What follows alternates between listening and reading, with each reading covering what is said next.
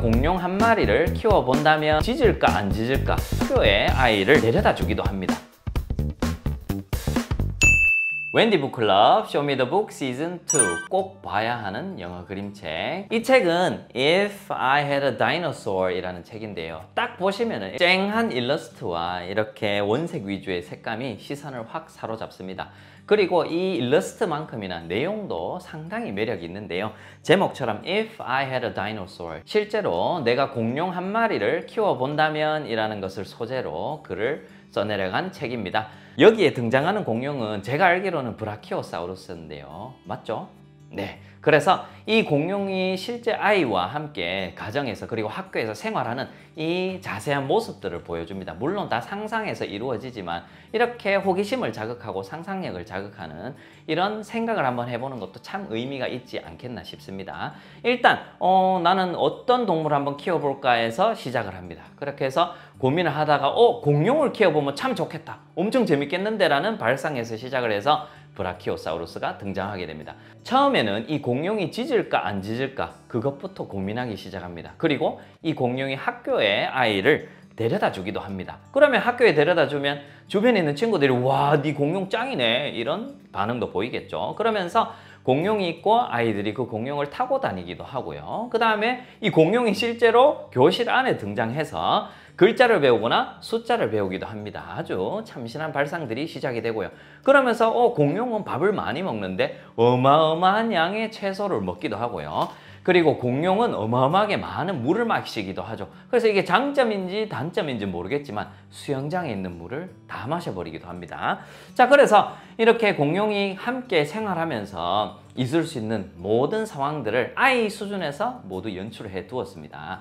그래서 아이가 참 호기심을 가지고 볼 수 있는 책인데요. 그리고 한 번씩 산책을 나갈 수도 있겠죠. 공룡을 데리고 나가는데 공룡의 몸집이 어마어마하지 않습니까? 공룡이 산책을 가는데 아쉽게도 모든 차량들을 다 밟고 다닙니다. 그리고 길에서 어마어마하게 큰 양의 똥도 싸기도 하죠. 이런 고민거리도 생깁니다.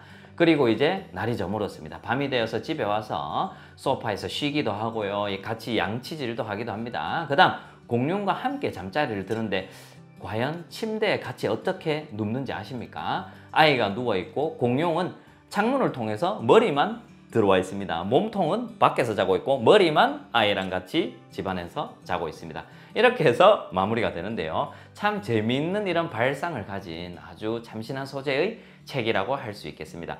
자연스럽게 뭔가를 계속 상상을 해야 되고 이게 일어날까라는 호기심을 가지고 상상력을 마구마구 자극하는 그런 책이라고 할 수 있겠습니다. 이 책과 관련된 두 개의 책이 더 있는데요. 같은 작가님이 책입니다. If I had a unicorn, 내가 만약에 유니콘이 있다면 뭔가 날아다닐 것 같은 그런 느낌을 주지 않습니까? 이 책과 마찬가지로 상상을 한번 해보는 책입니다. 그 다음 정말 재밌지 않겠습니까? 만약에 내가 나무늘보를 가지고 있다면 If I had a sleepy sloth입니다. 나무늘보가 sloth이거든요. 근데 그냥 나무늘보도 아니에요. sleepy, 잠 오는 나무늘보입니다. 과연 어떻게 아이가 상상을 하고 이 동물들을 키울지 기대하셔도 좋습니다. 이 책의 특징을 한 가지 알려드리면 이 책은 단조롭게 글이 딱 쓰여 있지 않습니다. 제가 한 페이지만 먼저 보여드릴게요. 이렇게 공룡이 있으면 공룡의 윤곽선을 따라서 글이 배치가 되어 있기도 해서 조금 더 아이 입장에서 그리고 부모님 입장에서 읽는 재미가 있다고 할 수 있겠습니다. 자, 그리고 이 책을 읽는 포인트 한 가지 말씀을 드릴게요. 이 책은 글밥이 그림을 아주 잘 설명하고 있는 책들 중 하나입니다. 그래서 글밥을 읽어주실 때 그 글밥에 해당하는 내용을 부모님께서 손으로 콕콕 찍어주시면서 읽어주시면 훨씬 더 이해가 잘 되는 그런 책이죠. 그리고 또 한 가지 독후활동 아이디어도 제가 조심스럽게 한번 제안을 해드립니다.